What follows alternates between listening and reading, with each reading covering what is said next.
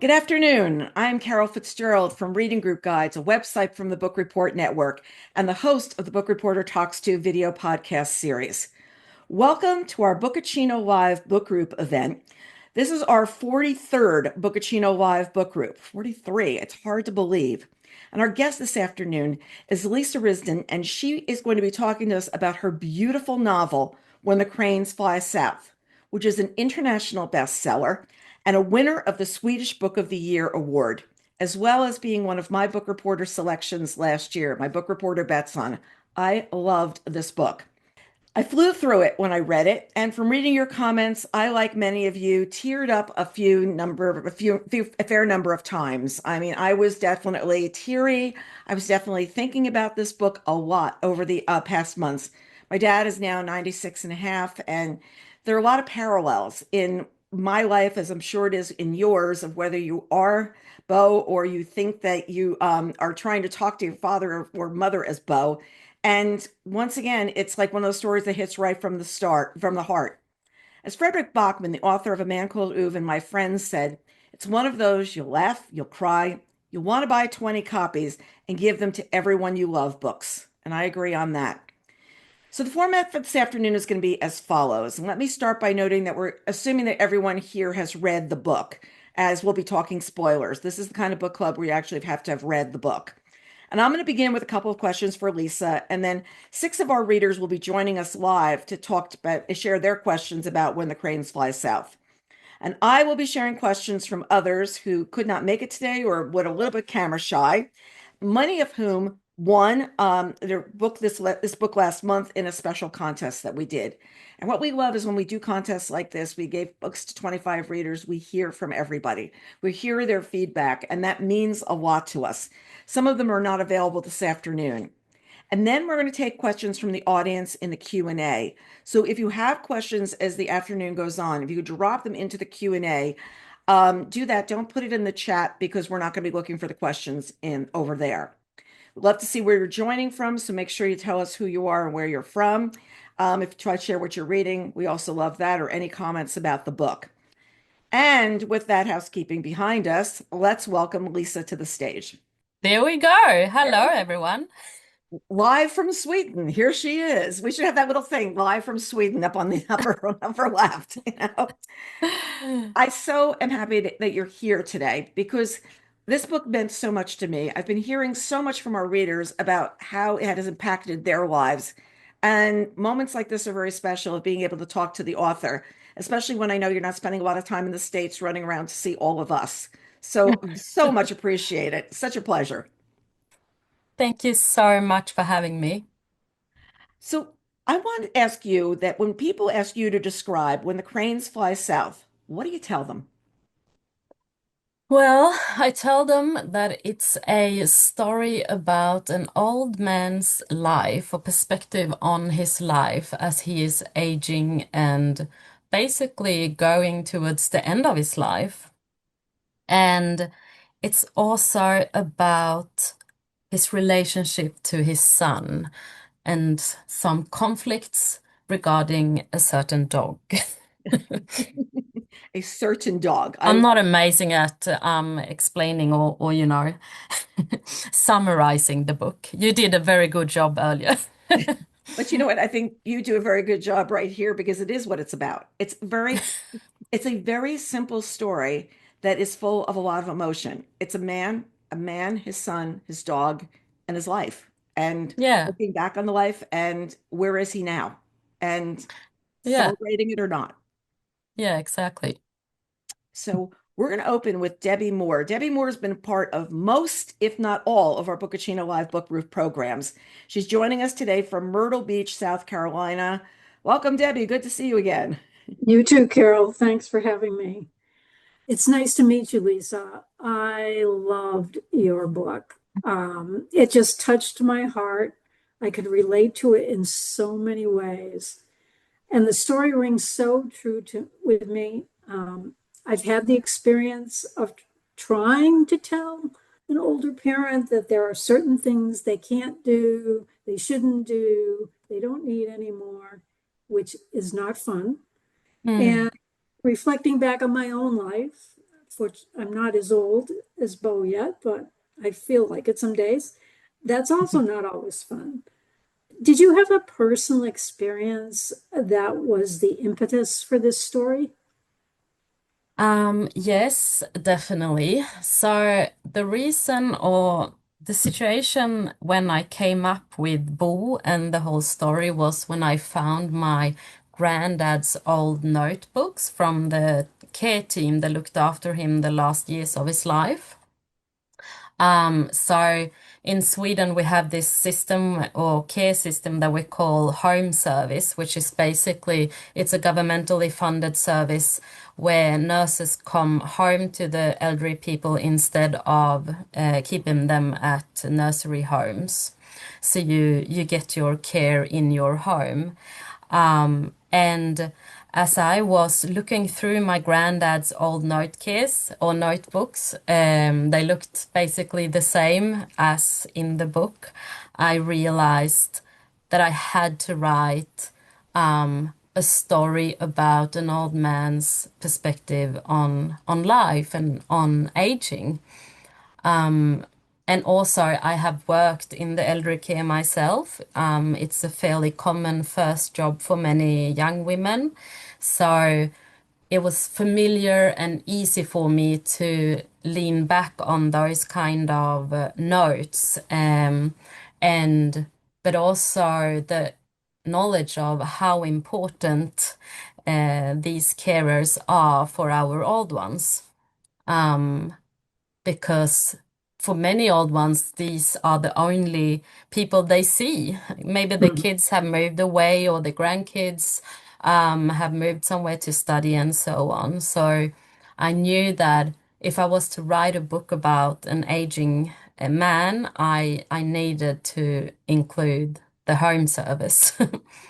Yeah, that was great. I mean, it was really very realistic, and having worked with some hospice people, knowing that. I love the way you ended the book with Bo near death, with Sixton's head on his lap, and the sound of the cranes flying south outside his window. How did that idea come to you? Was it a symbol of the peace that Bo finally felt at the end? The cranes. Hmm. Yeah. So for a long time, the working title was 4 months. I've always disliked coming up with titles and so on. I think it's really hard.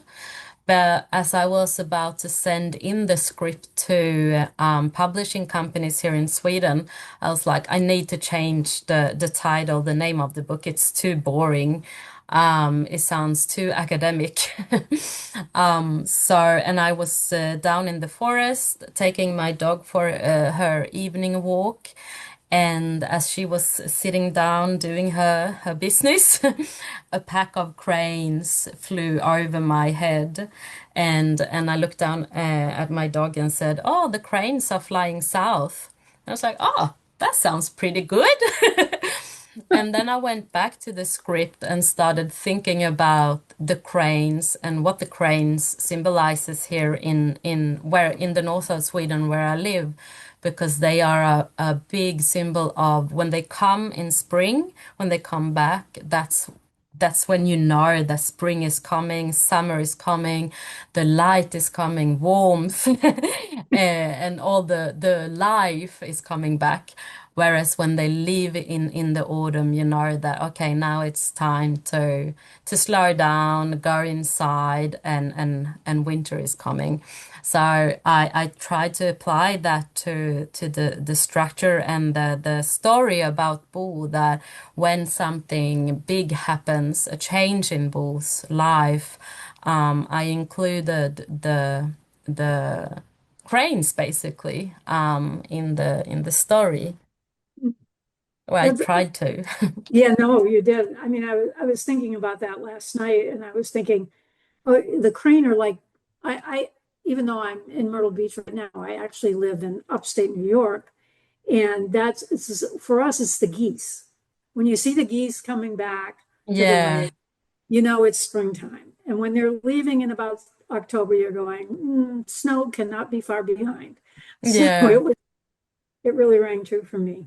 Well, it was just a wonderful book. It was so touching, so beautiful, and I can't imagine sort of, any more beautiful book that talks about that process of getting old. So thank you very much. Thank you so much. Warms my heart. Good. Thank you, Debbie. So good to see you as always. You too. Teresa Sander is now going to join us from Middletown, Connecticut. Hi, Teresa. Hello, how are you? Great, thanks. Hi. Hi. It's so great to meet you, and thank you for having me, Carol. This is an honor.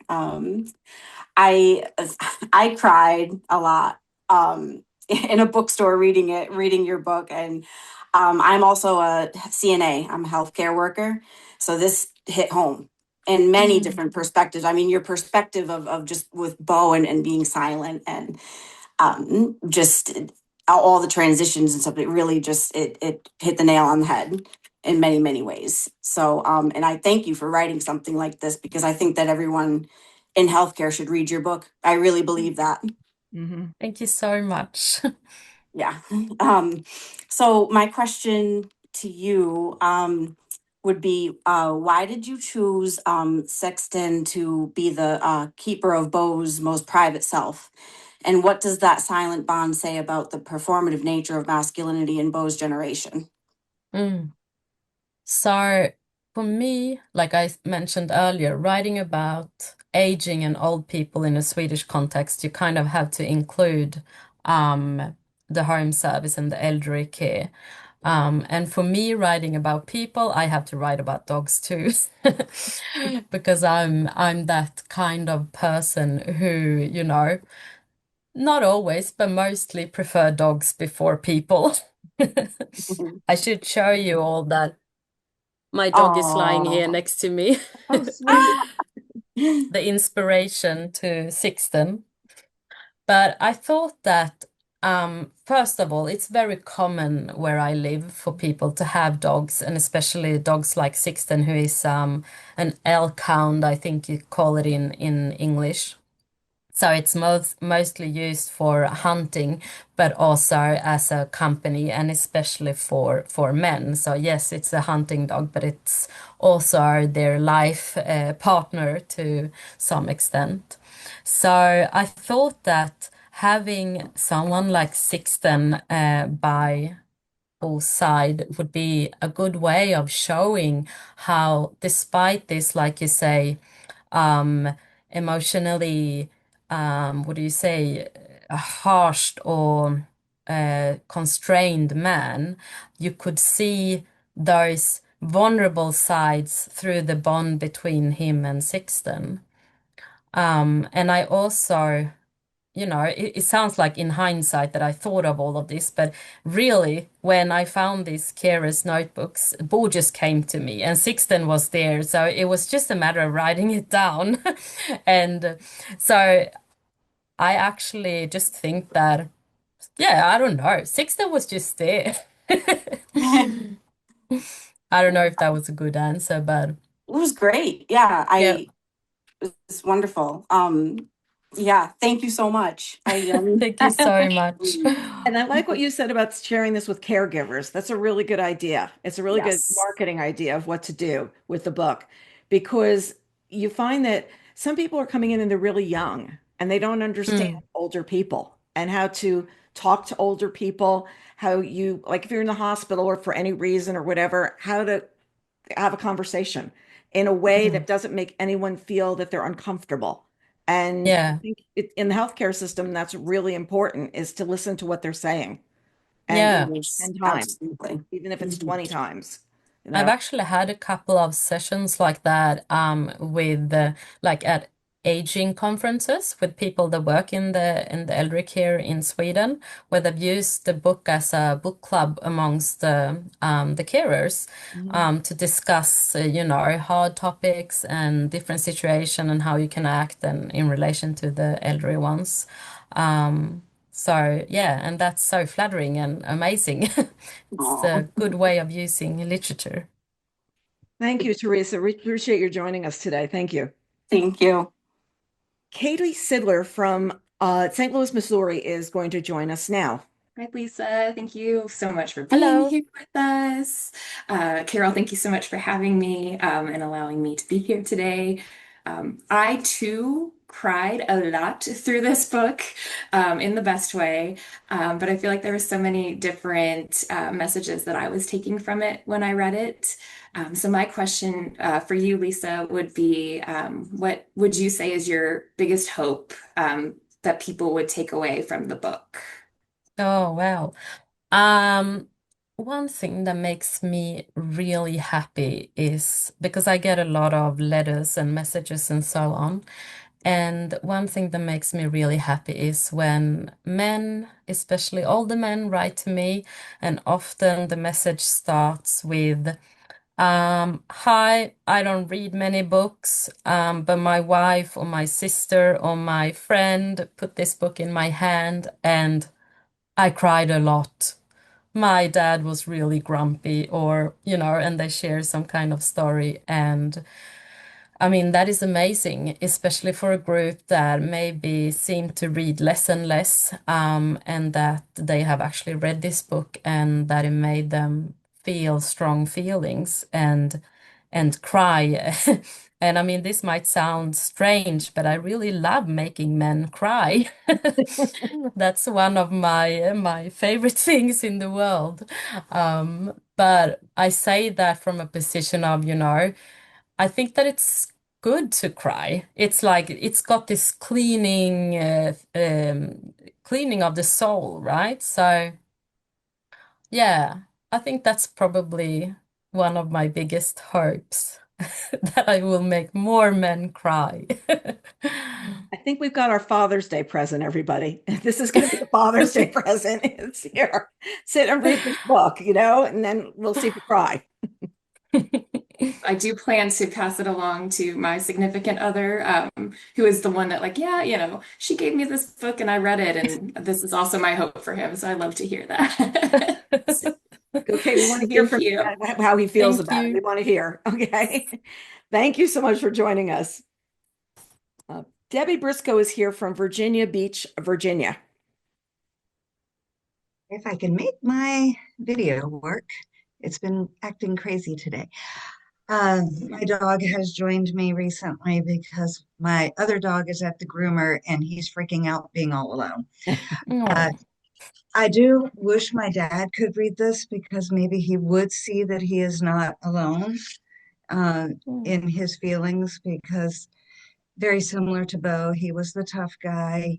He could do everything. Yeah, there's nothing my dad couldn't do. Mhm. And now there's very little that he's able to do.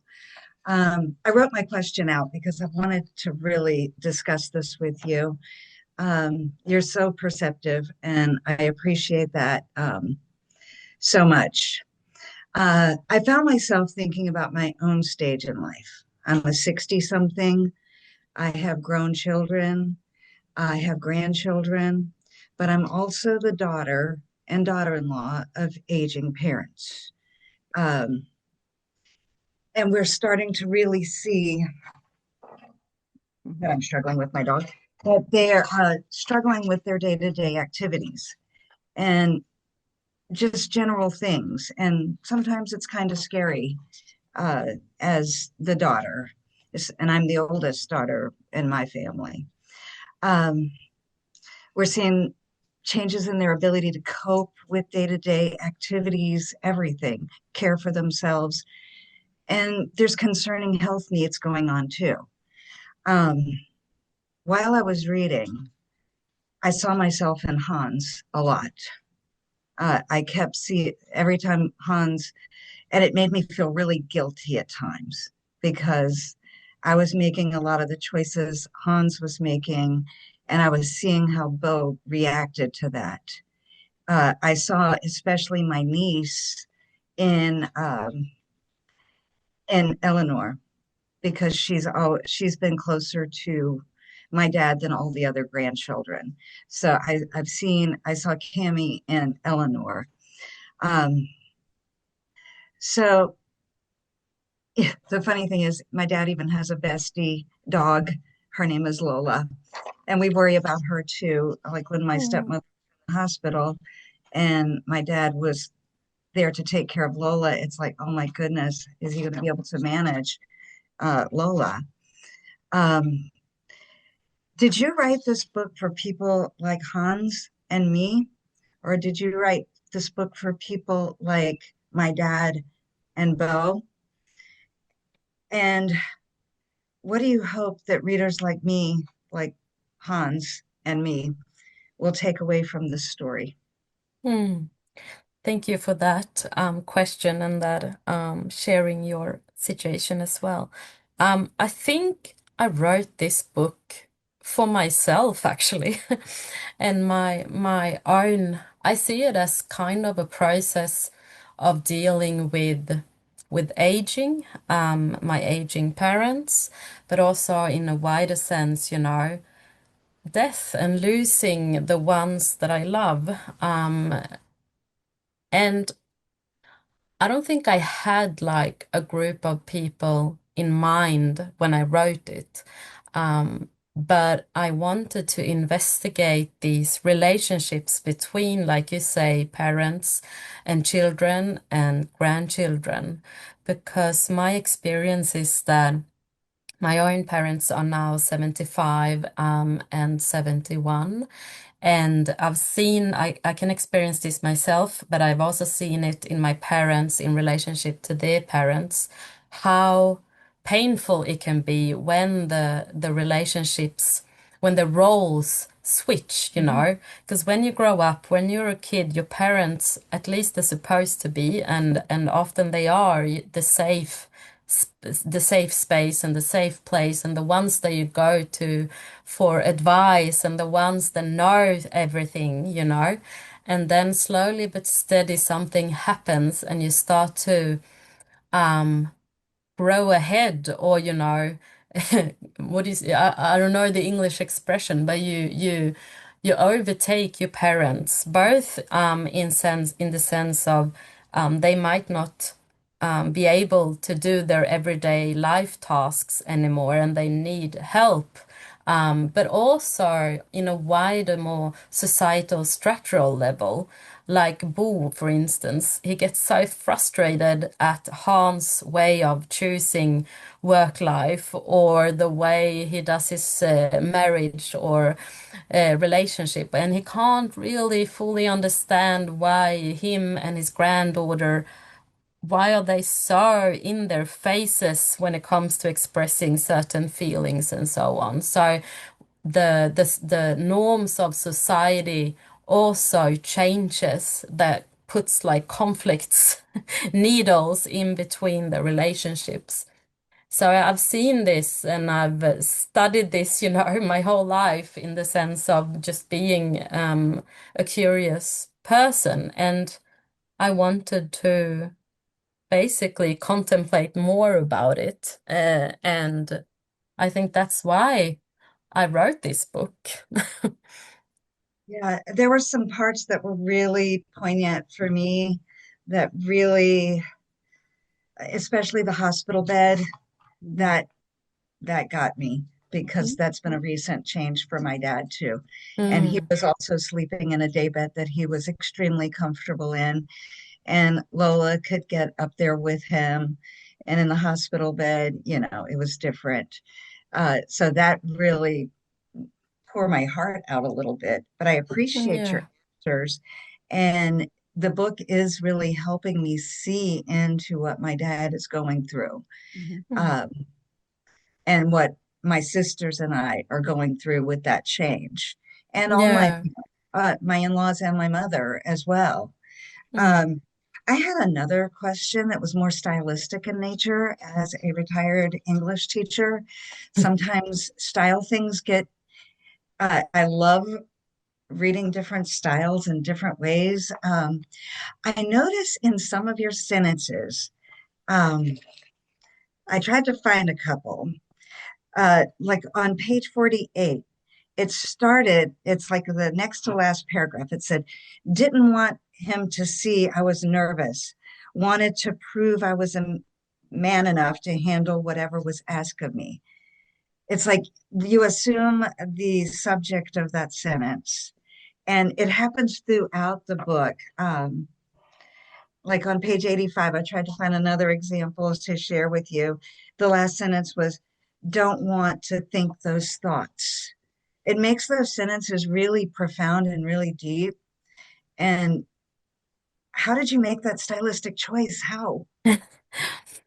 I think that I'm not sure if I feel like it was a choice. It was mostly a matter of, you know, writing Bo's story down, and this is the way. Now I might sound a little bit mentally crazy, but a matter of just writing his voice down because his voice was extremely strong in me. So when I found these care team notes, I was like, it was so quick. The whole story just came to me, Bo, the dog, and everything from the very first sentence to the very last one. And his voice sounded exactly like my granddad's, and the way he spoke. So I guess that's probably inspired from his style of talking, but also how I imagine that he was thinking when no one, could hear him. Um, yeah.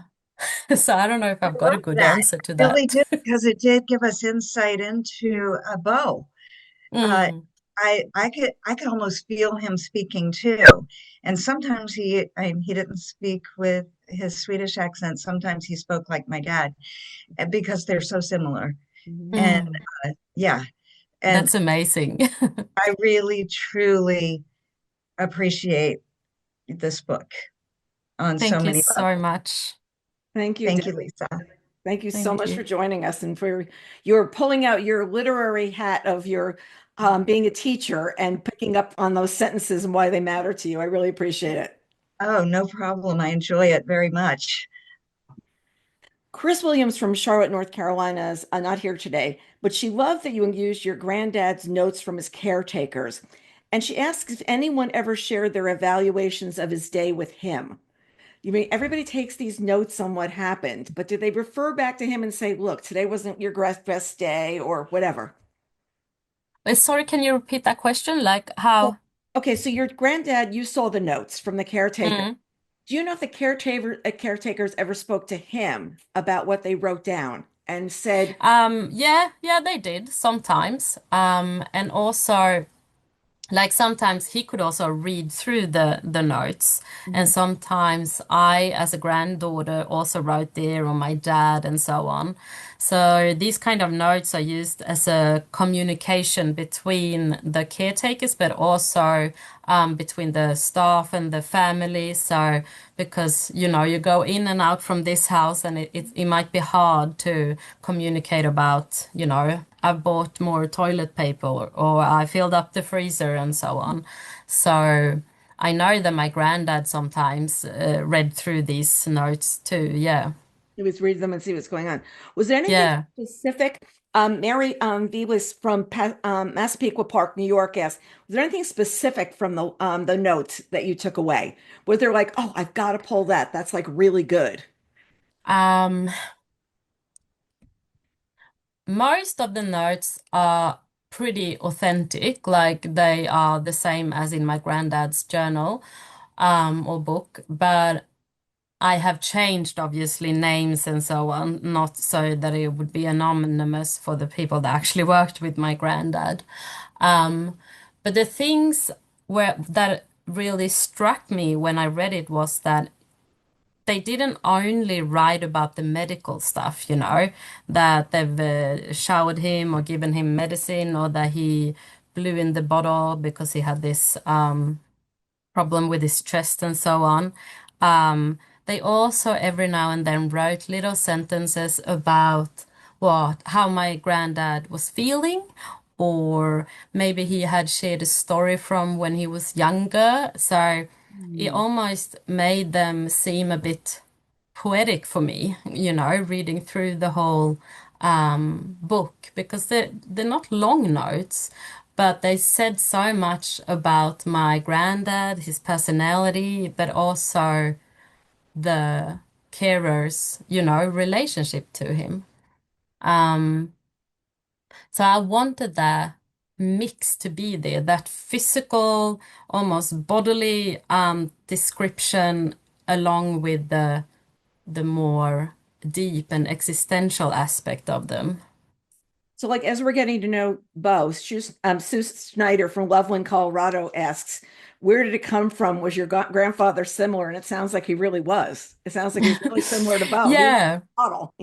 in some ways, he was definitely very similar. Boo looks basically exactly like my granddad did, and he sounded like my granddad. And just like, so my granddad, he was a very, in many way, a traditional, hardworking countryman from the north of Sweden. He put a lot of value into, being physically strong, and it's important to look after your family and to work hard. But he was also a very sensitive and deep and intellectual man. He had only gone to school for like 6 years, but he read a lot and he loved discussing, and he was very empathetic and a very good listener.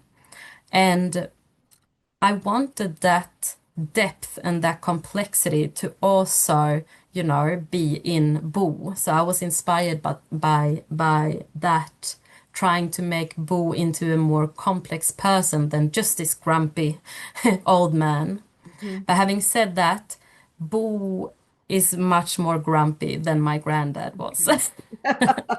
Okay, so we don't have grumpy Um, there. Okay. Yeah, but I was also very inspired in the way that, so my relationship to my granddad was very close, and we talked a lot. And ever since I was a young child, he always took my questions seriously. Mhm. So, and I was a very curious and quite a sensitive child. So I thought of, life and death very early on and had questions about that. And many adults always, or they had a tendency to reply to my questions like, oh, don't think about that. Or, like they didn't really want to go deep into the questions. Whereas my granddad, he always answered. It didn't matter what I asked, he always gave me a serious answer. And and that I brought with me in the relationship between Bo and his granddaughter. Because for Bo, it's much easier to talk to Eleanor than it is to talk to Hans. And I've seen that in my own grandfather and my dad. They they had a lot of respect for each other, and they didn't have any outspoken conflicts, but it was really hard for them to express um, love in a way where you say, I'm proud of you, I love you. So my granddad could tell me that he was very proud of my dad, and my dad was so good at building houses and you name it. And I would obviously go directly to my dad and say, this is what granddad said today. He's very proud of you. And my dad would be like, oh, did he really say that? And I guess it's a little bit similar when it comes to Bo and Eleanor and Hans. Yeah, it's the same kind of thing. It's like, what are you really saying? I often think now my dad's now 96, so I become, the person doing this and the person doing that, and it becomes very performative what you need to do. But I have an alarm set on my phone every night for 9:15 that I call him. And he has usually forgotten about what happened all day. And he will ask me what I do, what I'm working on. He's still like, I told him that we are going to have you as a guest today, and he still thinks like I'm going to Sweden, or how am I going to do this? The technology is completely beyond him. But it's really interesting to take that time when you're not in a mood because you can't figure something out of what's happened, or you're Mm, not answering a performative question during the day, and you just have, and it's really your fast conversations. This is not 20 minutes on the phone. And I mm, find that I feel better. about our Mm. relationship for doing that. And Mm. I'm thinking of, the granddaughter just spending some time and just sitting there talking, and it becomes such a big deal. And he actually doesn't want everyone in his house because he said that's not what he's used to having anymore. And if a Mm. lot of people are there, it's a lot of confusion. And you don't really Yeah. realize that because you think you're doing the best possible thing. And then you have to Mm. realize, and what I'm seeing a lot in this book is you're seeing it through his eyes instead of through what we want to do, we think we should be Yeah. doing, you know? So Marge Keller from, oh, wait, let me go to, wait. Rachel Battaglia from Glenshaw, Pennsylvania asks, why did you have Ellie betray Bo? I'm glad that you let Ingrid stay on his side, but I felt like you didn't allow Ellie to remain on his side. And I'm sure Eleanor. Eleanor. Yeah. Mm. Um, yeah, why did I do that? So, sometimes I'm just like, oh, well, that's just what happened. We have to have some tension in the book. Yeah, exactly. Um, yeah, and I guess that that is also a way of, trying to approach the problem in the sense that, like, like you said, the best possible thing is not just one thing. It might, because from Hans' perspective, the dog, he's worried that his father is going to fall over Mhm. or that that the dog is not going to be looked after well enough, that he's not going to get food or, run away and so on. But he's mostly worried about his father falling over when he's outside. And he talks to Eleanor and, expresses his worry, right? So Eleanor picks up her father's worry when it comes to these things and gets worried herself, right?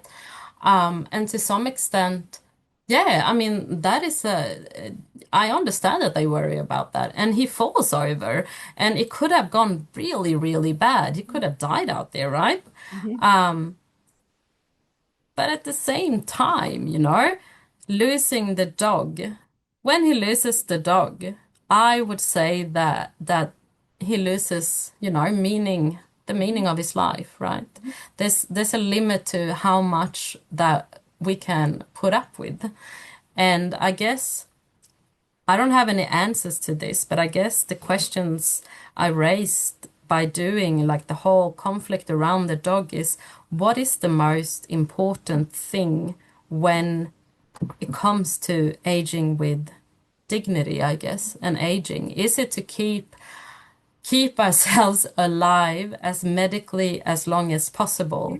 Or I mean, now I'm kind of answering the question, but like for Bo, a life is not worth living if he can't share the last days of his life with his dog, right? Mhm. So I guess I wanted to raise those questions and make people think and apply that more to their own lives, not only to their older parents, but also to, think about yourself. Like for me, if I had lost my partner, if my daughter had moved far away and it was only me and my dog, and my daughter would take my dog, like, wow. Yeah. Yeah. It's a really big moment. It's a big moment. Yeah, And we're also talking about an age of people, especially in this book, that are not technology savvy as well. And I say yeah, we have a huge problem in this country, and I'm sure you may have it as well, is everything is, what's your cell phone? I need to text you this number. I need you to do this and that. And there's a whole group of people that just do not mm, know how to do that. They don't have a yeah, cell phone. They don't have these methods of communication. And I say it's usually people over the age of like 85 now at this point, or 83. It's I say when the iPhone came back, like going backwards. And it's hard for them because every single thing is fast now. It's this, this, this. And he's having this slow life with his dog. yeah. And it's still, trying to figure out if there's, something with that. Marge Keller from Royal Palm Beach, Florida asks, did you intend for your readers to sympathize more with one character or feel torn between them?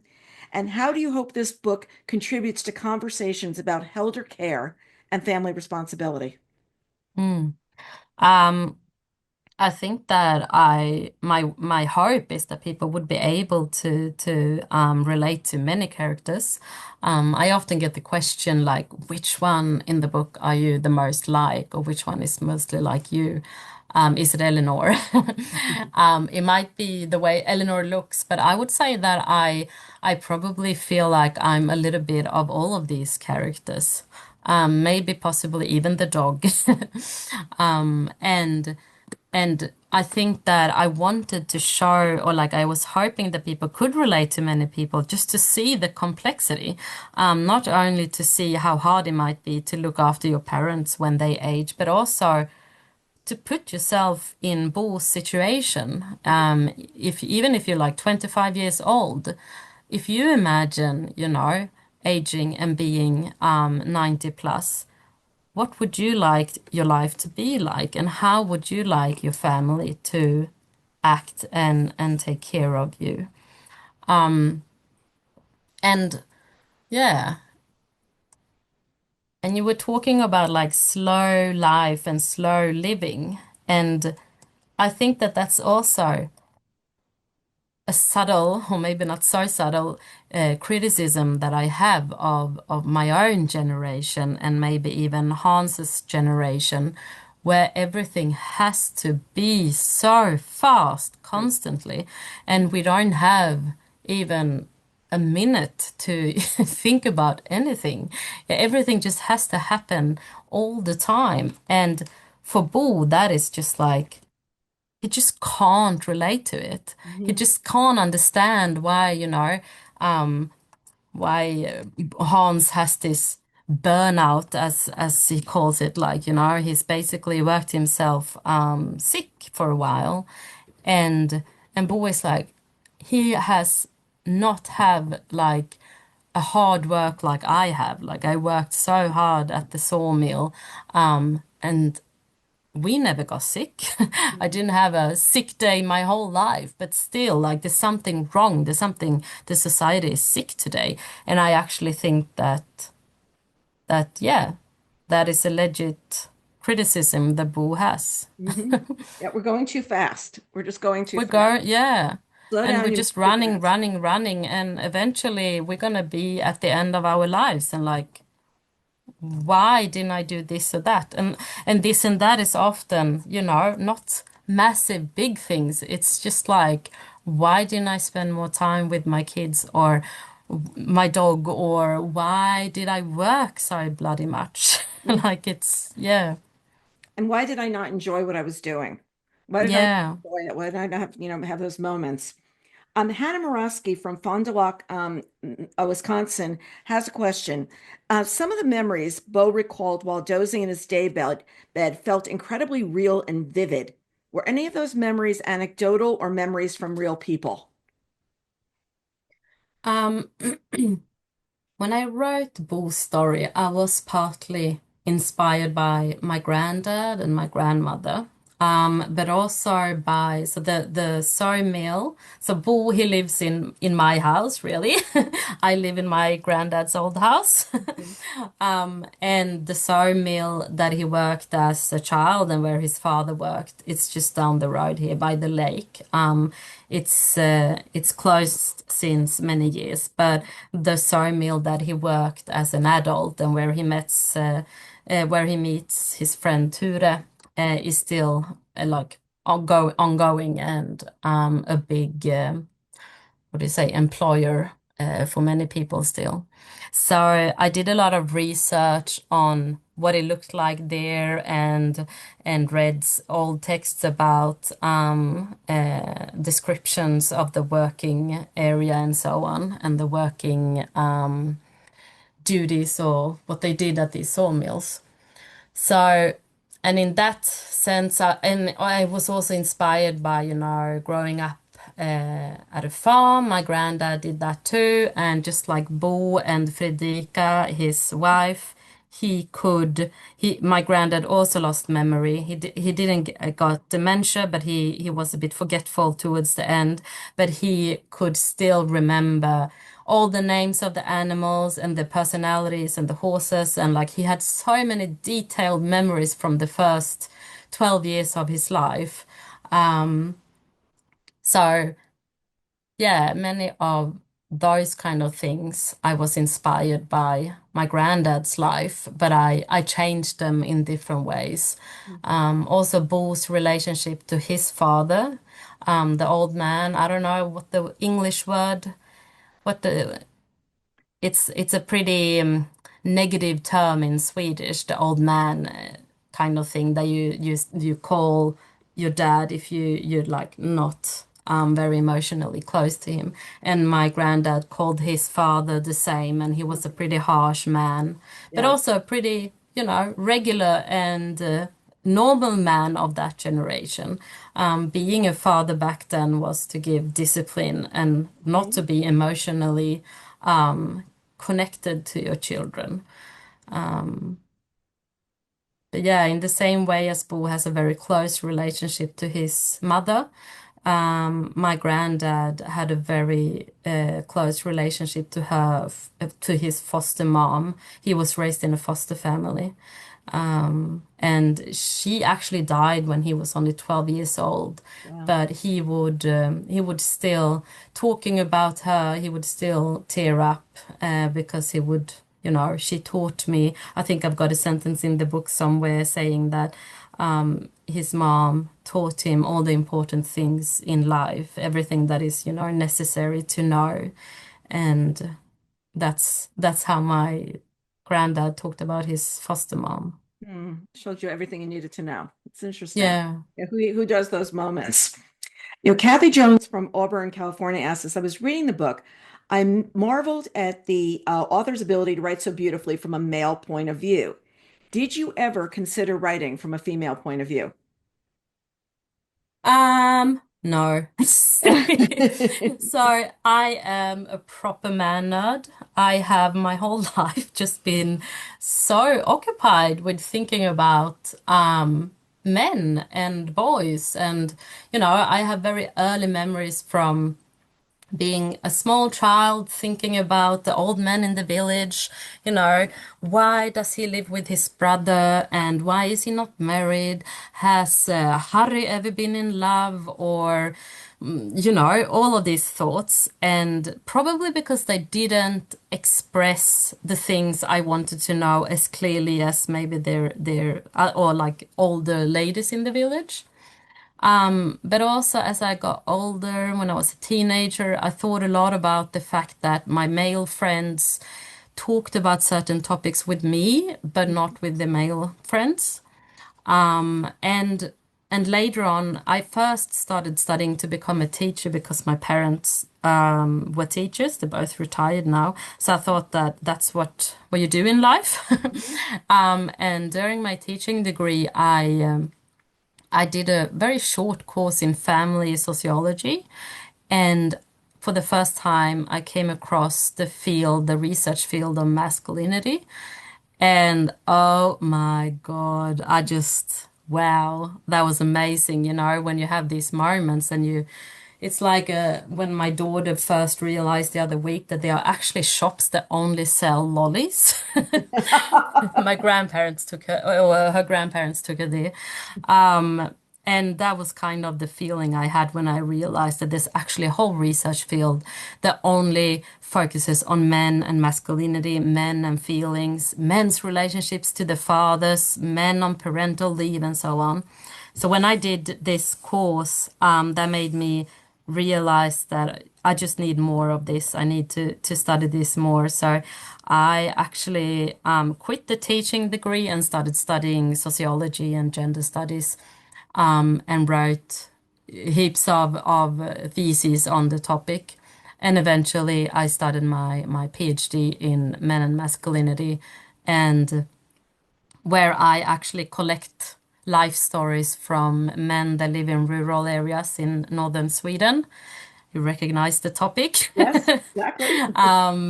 And I basically try to analyze these life stories to see what's important in these people's lives and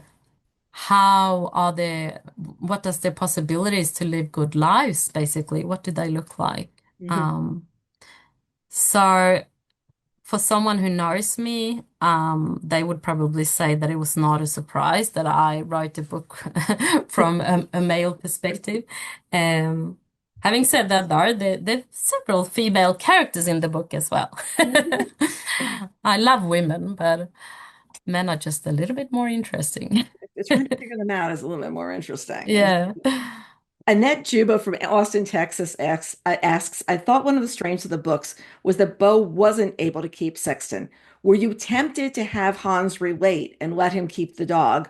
Or how did you like get away from that temptation of like, oh, that would be easy, but I got so mad at Hans. I was like, how can you do this? How can you be so square-minded? Like, can't you see that he really needs the dog? And can't you see that Ingrid and the other carers are they're gonna solve this? And it's so close to the end. Like, he's gonna pass soon, you know. I had many discussions with Hans, but he just stuck to it, Mhm. and he takes Sixten, but he also changes his mind, right? And he comes back Yes. with Sixten, and I think that they do have some kind of momentum where they actually forgive each other for everything unsaid and said. Yeah. They didn't use many words, but yeah, they did. The look or whatever. Look or whatever. Yeah, yeah. Kathy Larson from Rice Lake, Wisconsin shares, first of all, I love the book and the way you dealt with Bo and Tour's aging issues. It's a wonderful job of balancing Bo's need for independence and Hans's busy life and his concern for his father. Why did you choose to have Sexton removed from Bo when it seemed to there were characters that were willing to take him for walks? Like there were people that would Mm, just say they do that. And why didn't they bring him to visit at the very end? mm. I think that a reason why Hans took the dog is probably because, like we talked earlier about this, that Bo has this slow life, or I would say like a good life pace, whereas Hans has this extremely fast way of living, which doesn't give him many moments to contemplate and really think things through. So he just sticks to the rules basically. Mhm. So it is not on the carer's table to walk the dog, right? And he probably feels a bit bad for them, you know. They're probably stressed and they need to, you know, they don't have heaps of time. They need to go to the next person and so on, and they can't take the dog for walks then. So he probably tries to do good for the workers. Um, and being so caught up in his own stressful life, but also his grief, you know, he's also extremely sad about his mother and his father. He respects them a lot and he really wants to do well. He goes to see his father a lot. Mhm. Um, but still, he just can't see the reality from his father's perspective. He's too caught up in his own view, I think. What's going on? You know, Yeah. Abigail Lynn from Pittsburgh, Pennsylvania talks about something that you've brought up, throughout this discussion, and it seems like Sweden's elder care differs so greatly from us, in America. And do you perceive our experiences with our aging parents are more similar or different? Like we don't have anybody who's going to go into the home unless you're Mm, paying a lot of money, which is yeah. usually end up doing. And full-time care or part-time care is so expensive compared to what people have made in their lifetimes because the difference Yeah. in earning power now compared to before is night and day. So, Yeah. I mean, so the caregivers actually go into the homes, like you would just have to say, I need somebody, and somebody will be there. Yeah, exactly. So this is a governmentally funded service and it's not expensive at all. Like Bo is nothing but he's definitely not wealthy in any way. He's a very typical working class northerner. So so this is a service that is very well used. Like basically everyone who gets old will to some extent get home service visits. And the interesting thing I think is that, so I've worked in the elderly care similar to Bo's here in the countryside where I grew up and now live, but I've also worked in the elderly care in Malmö, which is the third biggest city in Sweden, which was a completely different situation because there you got to see elderly people from all different classes. You could see the very top, but also the very poor ones and see the different possibilities they had. But it was also different in the sense that you we had way less time. It was way more stressful. So this, for a long time, we've had a right-wing government in Sweden now, and the tax cuts have been harsher and harsher and harsher. And this is definitely, or the elderly care is definitely suffering from that. And especially if you are, yeah, if you have less economic resources. So when I talk about the book in other countries than the Nordic countries, many people are like, "Oh, wow." I remember going to Italy and they were almost a bit frustrated at Bo. They're like, "Can't you see how good you have it? Like, I mean, you're having this service and they come and help you with everything." Um, Whereas when I talk about the book in Sweden, many people, especially the ones that are approaching the aging process themselves, they express worry because they're like, is this service still gonna be available when I'm older? And yeah, so I guess one ambition, even if I didn't really think about it that clearly, was to also show what an like important role these people play and how extremely undervalued their work is. Because this area is mostly done by working class women and also in urban areas, immigrants, and they are heavily underpaid. Yeah, For what you're providing. And as the population ages and there are more people to take care of. I mean, yeah, one of my friends had a very good line one day. He said, our parents never saw their parents live this long. And mm, as a result, they have a totally different view simply because they died at 65, they died at whatever. We've outlived yeah, our parents, and it's like all of a yeah, sudden you see something like really different. Um, yeah. Kathy, I'm trying to make sure I get everybody's experiences in here. Kathy Trom from Manahawkin, New Jersey says that she loved your book. Years ago, during a very difficult time in my life, someone gave me a yellow origami crane without any explanation, and I've treasured it ever since. And I'm curious whether the cranes in your novel are meant to symbolize the sense of well-being and hope that I felt when I received it. Oh, that's so beautiful.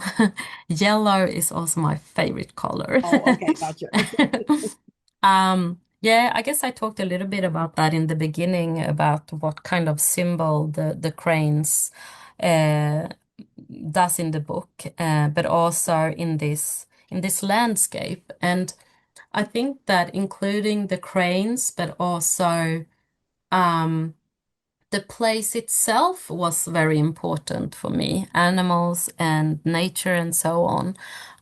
And that is something I think is extremely hard when you write fiction because you can come up with human characters, you can create dogs or living characters, and you can give them a voice. But it's much harder to give nature and landscape a voice. Mhm. But my experience is that the landscape here where I live, which is about 6 or 7 hours north of Stockholm by car in inland towards the mountain, the landscape plays a crucial role for us, right? And the changes in nature over the year is such a important rhythm for how we feel and what we do and our interests and so on. And now when climate change has started to be very clear already, like this year, spring is starting to come already, and it's about a month too early, and we had a really strange winter. It's like your whole world is, being shaken. It's so scary, and I wanted I wanted the landscape to have a voice for to show how important it is for us. Mhm. And I guess the cranes, they were a little part of that. They tell the story. We have the starlings that leave to go, I guess they go to Florida. I don't know. They don't have little plane tickets on them, but they usually land on the front lawn of somebody's house, and there are hundreds of them. And they just squawk, squawk, squawk. So I have a video of them someplace, and I look at it and go, oh my gosh, you feel like you're being invaded. And then they just go. And I said, I guess it's time. I guess I should be packing a bag because they Yeah. cluster together screaming, but they have screaming voices. So Roseanne Greco asks, towards the end of the book, Hans and Bo go to the funeral for Tor. And what made you decide to add Tor's secret lover, Eskil, who Tor never shared with Bo? There's Yeah. like, wait, I brought So this guy. yeah. So Ture, he's one of my favorite characters actually. I had a lot of fun writing about him and Bo's relationship. Because I would say that Ture is, so from my position, or my point of view, I see our relationships as, you know, they create a person. We are our relationships, right? And through Ture, Bo gets to become a funny and happy and quirky and relaxed person. Ture brings something, yeah, he does something to Bo. The first time he sees Ture is the first time he actually sees a man that behaves in this way. He's like, he thinks he's completely wacko. The first time he sees it, he can't stop laughing. Because he's like, who the fuck is this weirdo? And I would say that Ture is probably the one that Bo is the most relaxed with, Mhm. of all people, where the wall goes down a little bit, and he speaks more freely. But having said that, there's still a limit to what they share with each other. Mhm. So towards the end, like you say, at the funeral, he gets, or he finds out that, oh my God. Ture had something that he hid from me. Like, why didn't he tell me about this guy? And he starts to be more self-critical and things like, what is it in me that made Ture not feel comfortable enough to tell me about this guy? And later on, this starts a process in Bo. That actually makes him reach out to Hans, or at least I tried to write it like that. Um, and I guess I wanted to also show that we can have amazing, like relationships can be secretive and constrained at the same time as they can be happy and relaxing. Mhm. They're always complex. Yes, it's not just one thing. And you have Yeah, multi-dimensional characters as a result. You see both sides of your characters. It's you're sharing this, you're not sharing that. You know, yeah. GJ Stat from Cincinnati, Ohio, has got a really interesting question. Often during my book club discussions, members comment on the word choice and impact it has on his readers. Whenever I read a book in translation, I think about this. The story definitely belongs to the author to a certain extent, but the wording comes from the translator, since there are usually choices to be made when translating. I was wondering if you could discuss this from the author's perspective in general, and also specifically, how do you feel about word choice in translations, particularly when your book is translated into languages you may not know? Do you feel anything's lost in the translation? Is the original always better? Or can the translations be better than the original? And do you have any say in who translates your book? Mm, very good questions. Mhm. And I had not thought about this at all until I wrote this book. But for me, this is a very, in Swedish, I use a lot of dialect that is typical for this area where I live, like north middle of Sweden. So I was a bit curious about how they were gonna change that because or translate that because in a Swedish context it's very obvious that it's from this area and the way that especially the dialogue is written. And I can obviously not read or understand all of the languages, but English was one that I could understand. And I had or the translator Alice Menzi. I think she did an amazing job, and I really liked her way of reading the book and the characters, and I felt like she understood the essence of Bo and his story. And she also asked me many questions, like we emailed back and forth, and my partner is also a native speaker. He's from Australia, so we would also him and me we would sit and talk about different words. And do you think this word is the right? It feels like something is wrong here, or you know. And he's a massive language nerd, and he loves this kind of work. So with the English translation, I had more, what do you say? Yeah, I was more involved. Mhm. Whereas some languages I have basically not had any involvement at all. Or some I've, received 10 questions about different words Mhm. and so on. But yeah, I always get happy when people say that the translation is beautiful in different languages that I can't understand. When did you learn English? How young were you? Oh, we learn in school from year one. Yeah.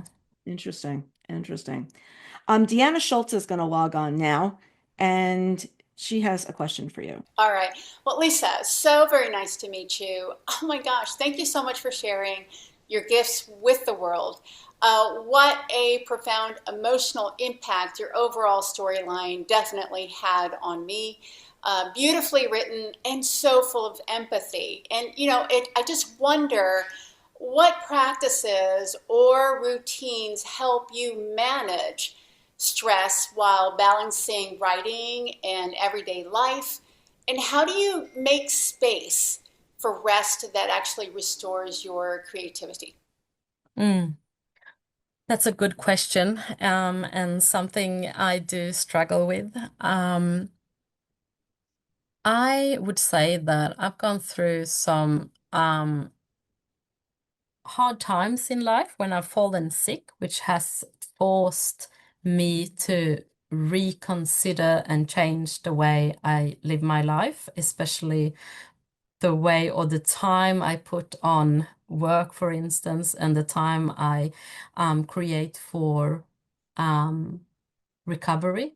So I have thought a lot about these issues, and I would say that the most important thing is that I have a dog, and the dog forces me to go on long forest walks. And I have a greenhouse, and I do a lot of gardening. I live in a place where housing is not expensive, and I live in a small house, and I have not done 100 renovations. I live in a pretty, uh, very personal and special looking house, but it's not expensive, and I don't have a massive house loan, which gives me freedom. Um, I'm also married to a massive work critic person who constantly tells me to be lazier and he tries his best to teach me how to procrastinate. Um, yeah, I would say that I try to be like Bo. I think the Bo is a little bit of a role model for me in that sense when it comes to life pace. Like Also, since I published this book, I've had to go down to Stockholm a fair bit because all the publishing companies are located in the south and especially in Stockholm. And just after those, occasions when I go to see the publishing company people and, meetings and all of that, the pace is very different. There's this like, yeah, you probably recognize it. It's just constantly, and like there's no time basically to look after your sick kids or to even be on parental leave or so on, and everyone's on sleeping pills and all of that. And I would say living in this place also makes me more grounded and more resilient towards those strong norms of society today. Mm-hmm. But yeah, I mean, I'm just, trying my best. It's always hard. Yeah. Thank you, Deanna. Appreciate your time and your question. Have you been to the States? Have you come over here to do any Yes, production? Now, yeah, how did I miss that? I actually studied in Ohio outside Berea, Cleveland for one semester. Mm-hmm. And have you been here since the book was published to talk about the book or no? No, No, no, unfortunately not. no, that would be fun. It'd be fun. Yeah, it would. I love that you talk about downtime. My cutoff time, my husband says, is Friday night. We send out big newsletter out, and it's 7 o'clock. We have a dinner reservation at the local pizza place, the local wood-fired pizza place, where we have a table for us every 7 o'clock. And he calls that Mm. my hard stop for the week. And about 6:30, how we doing up there? Like, are we ready to go? Da, da, da, da. And last week he was away, and I didn't get there till 7:30, and everybody was laughing. And I said, he's away. I didn't stop. So I hear your partner making you stop. Monica Brooks is going to join us with the last question before we go to Tom with the Q&A from Voice of God. So Monica, welcome. Hi, thank you. It's a pleasure to be here. Lisa, thank you so much. It's so lovely to actually see the person behind the writing, and you're as lovely as your words are eloquent. So thank you. Thank As a writer, I imagine you're quite a reader, and I'm always curious, what as a writer, as a child, what did you like to read, and what was your favorite book as a kid? Oh, I love that question. Um, It's a school teacher. I Yeah. My favorite writer is a Swedish writer called Sven Nordqvist. Um, I know he's translated to like I think 60 different languages. So, but one of his books is called The Hat Hunt, I think in English. And that was, oh my God, I read that so many times. It's actually about an old man who lives with Perfect, his perfect. dog Blixten, and I found out this recently because I've just started rereading the book for my daughter. She's 5, so she's a little bit too young for it, but she likes it too. And he's an amazing illustrator because he creates like all these like detailed, amazing books, his or pictures. He's still alive. He's 80 something, I think, but he's Wow. still slowly active. And yeah, I would recommend all his books. Wonderful. Thank Sven you. Nordqvist. Thank you. We always want to know where the writers got their start. Like, what did you get your start? What was the one that, got you started? So Tom, Voice of God, do you have any questions for us? Yes, we have some really good questions. First up, a question from Pam. She asks, can you talk about the relationship between father and son and how you developed their rift and their path toward reconciliation? Yes.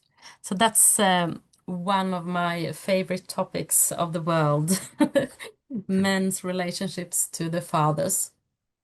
Um, so I wanted to show that, or my experience growing up and still, is that many boys and men in my surrounding have this kind of ache or sore, hurtful relationship to their fathers, that they have this feeling of that there's something unsaid. But still, and we kind of see that a fair bit in literature or in movie and so on. But I also wanted to show what I've seen is the struggle or the constant work or willingness to reach each other, you know, because Bo and Hans, for instance, they're both shaped under pretty harsh norms of not being able to talk to each other. But despite that, they're doing their very best to constantly connect. They want to, they really, really want to. And I think that that's one of the phenomenal things with human beings, that despite these social norms that, you know, stops us or do their best to stop us from doing certain things, we still want to, because I think that's one of the deepest human aspects, is that we want to connect and we want to, you know, we want it to be good for our kids and parents. And I guess that's how those kind of complex issues I wanted to show in Hans and Bo's relationship. Mm-hmm. Yvonne says, I really enjoyed how you introduced Eleanor into the story. She brought a wonderful perspective to the narrative. I'm curious to hear your thoughts on her character. Do you think Eleanor truly understood what her grandfather was going through at the end of the book? I think that Eleanor, she's a fairly young woman who's studying and is very full of uni life and everything that involves. Her grandfather is definitely one of the most important people to her, but she is also in her own world, and she hasn't really thought about how much this means to Bo. The Hans wants to take the dog away because she's been away for a while. She hasn't seen this everyday conflict between father and son. And as I mentioned earlier, she's also in regularly contact with her father, who gives his point of view, because they are pretty talkative to each other and, you know, open about the issues. So, no, I don't think she fully understood Bo's perspective on the dog issue. Now, I know that we talked about Trey a little bit earlier. There is a lot of love in the chat for that character and in the Q&A. And you kind of covered the couple of questions that there were in the Q&A, but anonymous attendee says, I'm another reader who loved Trey and want to hear more about him and from him in a sequel. So any chance of that happening, maybe? That is actually not the first time I've heard that. A fair few people have asked about that, and they want to know more about his life and his secret years in Gothenburg, where he studied and where he had his love life, basically. I have not planned writing a story about Ture, but I'm not closing any doors. Yeah, never say never. Mary says the flashbacks in the form of dreams were such a skillful way of fleshing out the story of Bo's life. It was perfect and realistic to me, as I recall visiting my mother and finding her drowsing, and she seemed to be coming out of the past upon waking up. Did you see this in your granddad or the elderly you worked with? Yeah, definitely. I saw it both in my granddad's life, but also with the people I worked with. Um, so my granddad lived in the same village as I lived with my parents, and I visited him every day, and he had dinner down at our place. So we saw each other a lot, and he was very used to us just going in and out from his house, and he could definitely like where he was lying on the daybed wake up and mumble something about the horses at the farm, or you could tell that he was somewhere in between dream and reality. And I also saw this with other elderly people that I worked with, in the sense that not only that they were drowsing in and off from sleep and awake time, but also something that really made me fascinated was how close childhood and early adult memories were in their lives. So they could just start talking about something that happened 45 years ago as it happened yesterday. And it was just for someone who's interested in, life stories and the build up of a person's life, that was like, wow, amazing, working in the elderly care, because you got to hear so many interesting, just there was not like any like crazy stories, it was just everyday stuff, but it was just so impressive how the brain had kept all of these memories. So, because I feel a bit like I don't remember anything from my childhood, but maybe as you get older, this part of the brain where these memories are lying, maybe that becomes more prominent in some way. So yeah, that part of Bo was definitely inspired by yeah, the old ones I've had around me. My dad often says he came from a family of eight, and he says, I don't understand how we had dinner on the table every night. There was never not a meal. Everyone had clothes, everyone had shoes, everyone had what they needed. I mean, I can't say it was an extravagant life at all. It wasn't like big vacations, things like that. He said, but I don't understand how they did it. So I was born Mm, during the Depression. And how did they do that? My mother didn't yeah, work, my father did this, and now everybody runs around all the time of all the things they have to have. And he goes, yeah, I don't remember ever being without growing up. And it was really interesting because you say, oh, like, and he goes, I don't ever remember that. And either you yeah, blocked it or it just didn't happen. yeah. What, It's what interesting. they needed was different. What you needed in Yeah. life was different than now.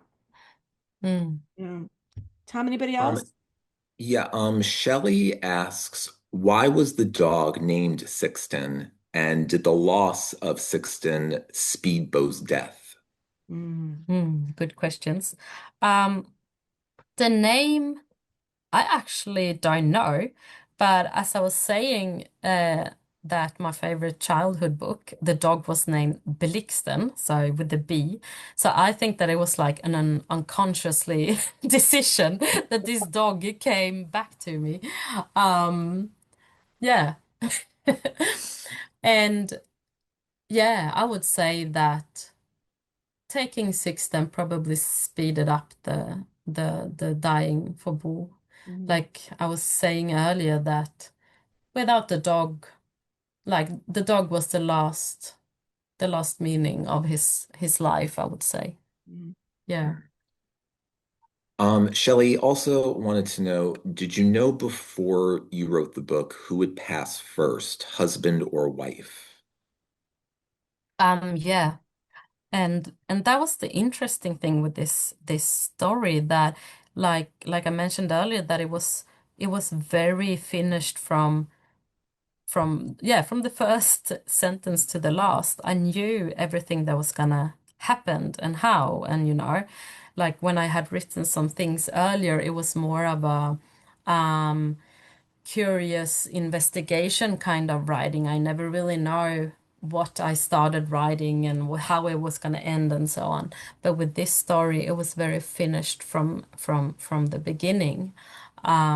The only thing that when I sent it into the Swedish publishing company that later published it, the only feedback they had was that they wanted to know more about Bo's background, earlier life. So I added a couple of scenes from the sawmill and a couple of scenes from when he was a kid, and his relationship to his father.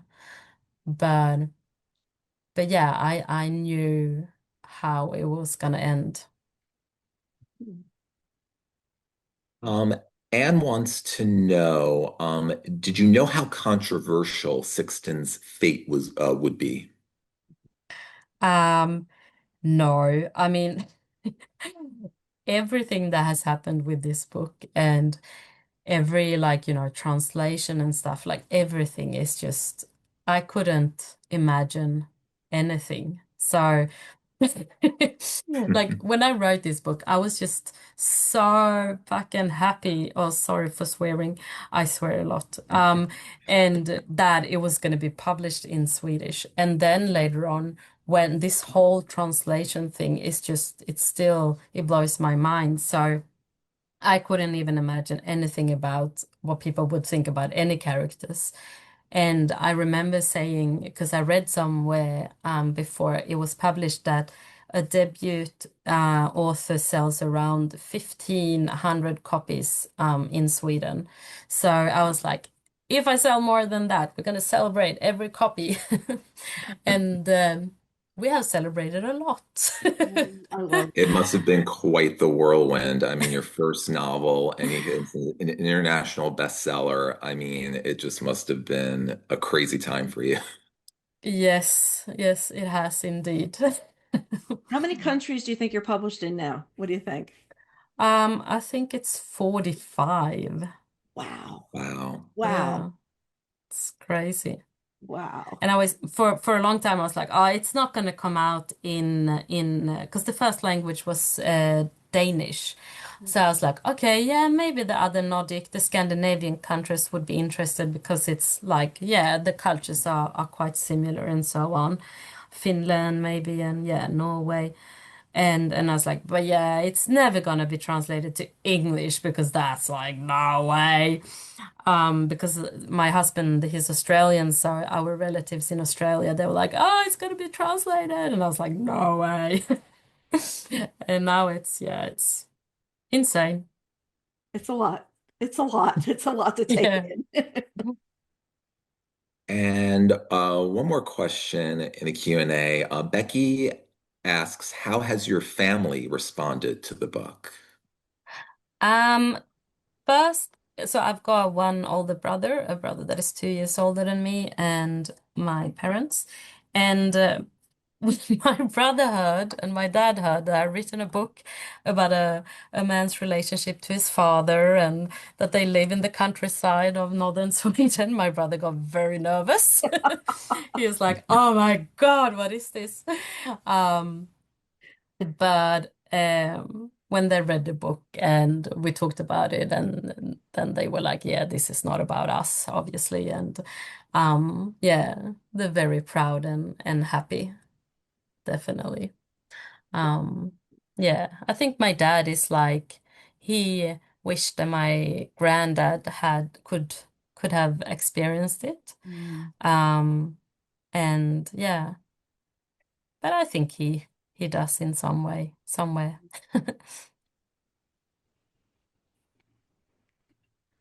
Tom, is that it on questions on your end? All right. And yeah, that wraps up the Q&A. Well, Lisa, we have a question that I know has been popping up in the chat a lot is what's next for you and when are we going to see it? So, like these 45 other languages, I mean, you have to delegate those to somebody else. You have to be like writing your book. So are you working on Yeah. something?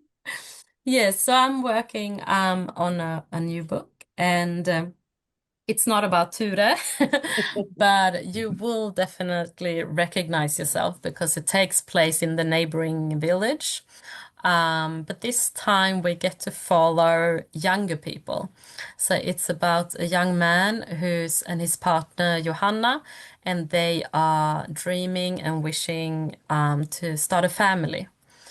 But there will be some challenges. And there's also a theme of mental illness and how mental illness can be inherited through generations, and affects the main character. And there will also be dogs, several dogs. There'll definitely be dogs. I was going to say, is there a dog in this book? Okay. Yes, there'll be even more dogs than in the cranes. This is fantastic. Listen, this has been such a treat. I can't even tell you. I read the book We loved sharing it with our readers. There's so much love. I'll send you the chat because people just loved this book. And Oh, what I'm going to ask our readers to do is this is one of those books that's been, I want to make it more noisy. I want to make this a noisy book. It's quieter book. I want to make it a noisy book. This is a book perfect size to be giving, perfect size to be giving, talking about book club chat. I want my book club to read this book because I just think there's just so much in here to have a discussion about, and it really does make you think. It makes you do this pullback of instead of just being instructional on everything to do with older people or younger people, why don't we just sit down and have a conversation? And what would that be mm. like? And what's that like? So you've given us all a gift. I would say there's a resounding, that's what everyone is saying. And everyone is saying you're so genuine and sweet, and we will agree. I will totally agree with Oh. that. So Thank you so much. I'm so glad you're able to I'm do this. so Thank you happy so that you much, invited Lisa. me. Promise Such a that you'll come pleasure. back for your next book with us, right, Tom? That's what we're looking for, right? Oh, absolutely. Yes. We totally expected. Yes. Yeah. And more dog talk would be great too. Yeah. I'm always More up for dog that. talk. I think I need to go get a dog after listening to this, but reading this book. I Oh, think I want to yes. go get the dog, you know? So look, Thank everybody, you I want you to so go check much it out. for all the amazing questions. I really appreciate all of them. And Thank you so much. we'll let you get back to your like normal life where it's like she can tell us it's gonna be much later at night. We know this. So thank you so, Yeah. so much for joining us. We really appreciate you.